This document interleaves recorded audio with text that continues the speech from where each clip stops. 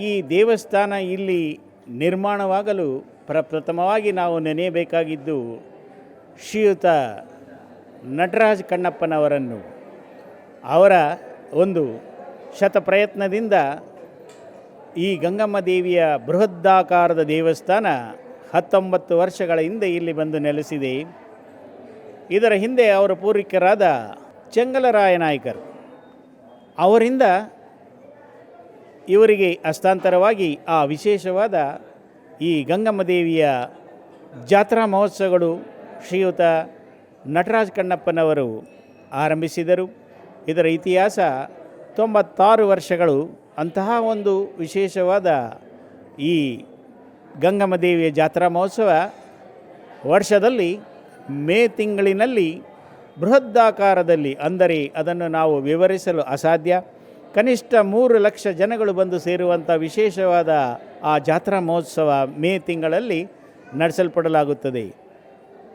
ಮತ್ತೊಂದು ಹೇಳಬೇಕೆಂದರೆ ಆ ದೇವಿಯ ಸನ್ನಿಧಿಯಲ್ಲಿ ಸದಾ ಮಂಗಳವಾರ ಶುಕ್ರವಾರಗಳಂದು ಅತ್ಯಧಿಕವಾದ ಭಕ್ತರ ಸಂಖ್ಯೆ ಅಧಿಕವಾಗಿರುತ್ತದೆ. ಅದರಲ್ಲಿ ಮುಖ್ಯವಾಗಿ ಹೆಂಗಳೆಯರು. ಕಾರಣ ಸಂಸಾರಕ್ಕಾಗಿ ಸರ್ವಸ್ವವನ್ನು ತ್ಯಾಗ ಮಾಡುವ ಹೆಂಗಳೆಯರು ಆ ತಾಯಿಯ ಸನ್ನಿಧಿಗೆ ಬಂದು ಬೇಡುವಂಥದ್ದು ದೀರ್ಘ ಸುಮಂಗಲಿತನ, ಆರೋಗ್ಯ ಭಾಗ್ಯ, ಮಕ್ಕಳಿಗೆ ವಿದ್ಯಾಭ್ಯಾಸ ನೀಡು ಮಹಾಂತ ಎಂದು ಬೇಡುತ್ತಾರೆ.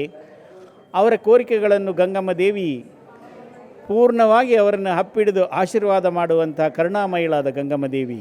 ಮತ್ತೊಂದು, ಗಂಗಮ್ಮ ದೇವಿ ದೇವಸ್ಥಾನದಲ್ಲಿ ಸಾಮಾನ್ಯವಾಗಿ ಹೆಂಗಳೆಯರು ತಮಗೆ ಆ ಸಂತಾನ ಬೇಕೆಂದು ಮದುವೆಯಾದ ನಂತರ ಬೇಡುವಂತಹ ಒಂದು ಸಂತಾನ ಭಾಗ್ಯವನ್ನು ಸಹ ಗಂಗಮ್ಮ ದೇವಿ ಕರುಣಿಸುತ್ತಾಳೆ. ಅದಾದ ನಂತರ ಕಂಕಣ ಭಾಗ್ಯ, ಮುಖ್ಯವಾಗಿ ಹೆಂಗಳೆಯರಿಗೆ ಕಂಕಣ ಅಂದರೆ ಆ ಮದುವೆಯ ಒಂದು ಸೊಬಗು ಹೇಳಲು ಅಸಾಧ್ಯ. ಅದು ಕಂಕಣ ಭಾಗ್ಯ ದೇವಸ್ಥಾನದಲ್ಲಿ ಬಂದು ಪೂಜಿಸಿದ ಎಲ್ಲ ಹೆಂಗಳೆಯರಿಗೆ ಒಳ್ಳೆಯ ಗುಣವಂತನಾದ ಸುರದ್ರೂಪಿಯಾದ ವರನು ಅವರಿಗೆ ಆ ತಾಯಿಯ ಆಶೀರ್ವಾದದಿಂದ ದೊರಕಿದ್ದಾರೆ. ಅದಕ್ಕೆ ಸಾಕಷ್ಟು ಉದಾಹರಣೆಗಳಿದೆ. ಭಕ್ತಾದಿಗಳೇ ಅದನ್ನು ತಮ್ಮ ಅನುಭವ ಪುಸ್ತಕದಲ್ಲಿ ದೇವಸ್ಥಾನದಲ್ಲಿ ಬರೆಸಿದ್ದಾರೆ. ಅಂತಹ ಒಂದು ಕರುಣಾಮಯಿಳಾದ ಗಂಗಮ್ಮ ದೇವಿ. ಅದೊಟ್ಟಿಗೆ ದೇವಸ್ಥಾನದಲ್ಲಿ ನಿಂಬೆಹಣ್ಣಿನ ಆರತಿ ಬಹಳ ಪ್ರಾಮುಖ್ಯ. ತಾಯಿ ಬೇಡುವುದು ಏನೊಂದು ಕೇಳುವುದಿಲ್ಲ, ಕಾರಣ ತಾಯಿ ನಮಗೆ ನೀಡುತ್ತಾಳೆ. ಆ ತಾಯಿಗೆ ನಾವು ಭಕ್ತಿಯಿಂದ ನಿಂಬೆಹಣ್ಣಿನ ಆರತಿಗಳನ್ನು ಸಾಕಷ್ಟು ಹೆಂಗಳೆಯರು ಪ್ರತಿ ಶುಕ್ರವಾರ ಮಂಗಳವಾರಗಳಂದು ದೇವಸ್ಥಾನದಲ್ಲಿ ನಡೆಸುತ್ತಾರೆ. ಅದೊಟ್ಟಿಗೆ ಕಂಕಣ ಭಾಗ್ಯಕ್ಕಾಗಿ, ಸಂತಾನ ಭಾಗ್ಯಕ್ಕಾಗಿ ತೆಂಗಿನಕಾಯಿಯ ಉರುಳು ಸೇವೆ, ಅಂದರೆ ತಾಯಿಗೆ 3 ಬಾರಿ ಹೆಜ್ಜೆ ನಮಸ್ಕಾರಗಳನ್ನು ಮಾಡಿ ಆ ತೆಂಗಿನಕಾಯಿಗಳನ್ನು ತಮ್ಮ ಇಷ್ಟಾರ್ಥಗಳು ನೆರವೇರಲೆಂದು ತಾಯಿಯ ಸನ್ನಿಧಿಯಲ್ಲಿ ಅದನ್ನು ಪ್ರಾಕಾರವಾಗಿ ಅದನ್ನು ತಂದು ಪೂಜಿಸಿ ತಾಯಿಯ ಪ್ರತಿಫಲ ಪಡೆದಿರುತ್ತಾರೆ. ಅದರೊಟ್ಟಿಗೆ ಗಂಗಮ್ಮ ದೇವಿ ದೇವಸ್ಥಾನದಲ್ಲಿ ಈಗಾಗಲೇ ಸಾಕಷ್ಟು ಅದರ ಒಂದು ಅನುಭವಗಳು ಭಕ್ತರಲ್ಲಿ. ಕೊಳವೆ ಬಾವಿ ತೋಡುವಾಗ ಆ ತಾಯಿಯನ್ನು ಬೇಡಿ ಕೊಳವೆ ಬಾವಿ ತೆಗೆದಂಥ ಎಲ್ಲ ಭಕ್ತಾದರಿಗೆ ಆಕೆಯ ಪೂರ್ಣ ಆಶೀರ್ವಾದದಿಂದ ಆಕೆಯು ಗಂಗಾಜಲವಾಗಿ ಅಲ್ಲಿ ಕಂಡು ಬಂದಿದ್ದಾಳೆ. ಅದೊಂದು ವಿಶೇಷ. ಮಕ್ಕಳಿಗೆ ವಿಶೇಷವಾಗಿ ಅವರಿಗೆ ನಾವು ಬೇಡತಕ್ಕದ್ದು ಆರೋಗ್ಯ, ವಿದ್ಯಾಬುದ್ಧಿಗಳನ್ನು ಬೇಡುತ್ತಾರೆ. ಗಂಗಮ್ಮ ದೇವಿ ಅದನ್ನು ಸಹ ಬೇಡಿದವರಿಗೆ ವರವನ್ನು ನೀಡುವ ಕರುಣಾಮಯಿಳಾದ ಗಂಗಮ್ಮ ದೇವಿ.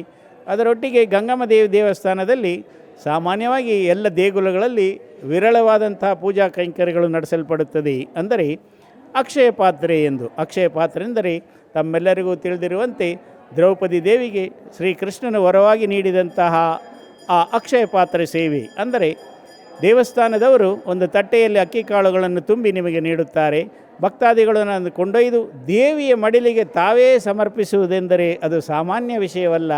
ಆ ತಾಯಿಯ ಕರುಣೆಯಿಂದ ಇಂತಹ ಒಂದು ಪೂಜಾ ಕೈಂಕರ್ಯಗಳು ನಿಮ್ಮ ಕೈಯಾರವೇ ತಾಯಿಗೆ ಆ ಅಕ್ಕಿಯನ್ನು ಅಂದರೆ ಸಮರ್ಪಣೆ ಮಾಡುತ್ತಾರೆ.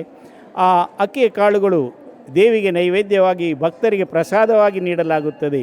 ಅದರೊಟ್ಟಿಗೆ ತಾಯಿಯ ಸನ್ನಿಧಿಯಲ್ಲಿರುವ ಪಾದದ ಬಳಿ ಇರುವ ಚಕ್ರಕ್ಕೆ ಎಳನೀರಿನಿಂದ ಅಭಿಷೇಕ ಮಾಡುವುದು. ಅಂದರೆ ಕಲಿಯುಗದ ಕಲ್ಪವೃಕ್ಷವಾದ ಆ ಮರದ ಫಲದಿಂದ ದೇವಸ್ಥಾನದವರು ನಿಮಗೆ ಒಂದು ಪೂರ್ಣವಾದ ಎಳನೀರನ್ನು ನಿಮ್ಮ ಕೈಗೆ ನೀಡುತ್ತಾರೆ. ಅದನ್ನು ಕೊಂಡೊಯ್ದು ತಾಯಿಯ ಪಕ್ಕದಲ್ಲಿ ನಿಂತು ಆಕೆಯ ಪಾದದ ಬಳಿ ಇರುವ ಚಕ್ರಕ್ಕೆ ಎಳನೀರಿನಿಂದ ಅಭಿಷೇಕ ಮಾಡುವುದು ಎಂತಹ ಒಂದು ಸೌಭಾಗ್ಯ. ನಮ್ಮ ಕೈಯಾರೆ ಮುಟ್ಟಿಕೊಂಡೊಯ್ದ ಆ ಕಲಿಯುಗದ ಕಲ್ಪವೃಕ್ಷದ ಫಲವಾದ ಎಳನೀರಿನಿಂದ ಆ ತಾಯಿಗೆ ಅಭಿಷೇಕ ಮಾಡುತ್ತಾರೆಂದರೆ ಅದಕ್ಕಿಂತ ಪುಣ್ಯವಾದ ಕೈಂಕರ್ಯಗಳು ಅನ್ಯ ದೇಗುಲಗಳಲ್ಲಿ ನಾವು ಕಂಡುಬರಲು ಅಸಾಧ್ಯ. ಅದು ನಿಮ್ಮ ಗಂಗಮ್ಮ ದೇವಿ ದೇವಸ್ಥಾನದಲ್ಲಿ ಅಂತಹ ಸೌಲಭ್ಯಗಳು ಎಲ್ಲವೂ ಸಿಗುತ್ತದೆ. 96-98 ವರ್ಷಗಳ ಇತಿಹಾಸವುಳ್ಳ ಗಂಗಮ್ಮ ದೇವಿ ಬಹಳ ವಿಶೇಷತೆ ಉಳ್ಳವಳು. ಭಕ್ತಿಯಿಂದ ಆಕೆಯನ್ನು ಬೇಡಿದರೆ ಸಾಕು, ತಮ್ಮನ್ನು ತಬ್ಬಿ ಆಶೀರ್ವಾದ ಮಾಡುವಂಥ ಮಹಾನ್ ತಾಯಿ. ಆದ ಕಾರಣ ಭಕ್ತಾದಿಗಳೆಲ್ಲರೂ ತಮ್ಮ ಸಮಯವನ್ನು ದೇವಸ್ಥಾನದ ಆ ತಾಯಿಯ ದರ್ಶನಕ್ಕೆ ಆಗಮಿಸಿ ತಮ್ಮ ಕುಟುಂಬದ ಏಳಿಗೆಗೆ ಪೂರ್ಣವಾದ ಆರೋಗ್ಯ ಐಶ್ವರ್ಯವನ್ನು ಪಡೆಯಲಿ ಎಂದು ಅದನ್ನು ತಮ್ಮ ಬಳಿ ಕೇಳಿಕೊಳ್ಳುತ್ತೇವೆ. ಧನ್ಯವಾದಗಳು.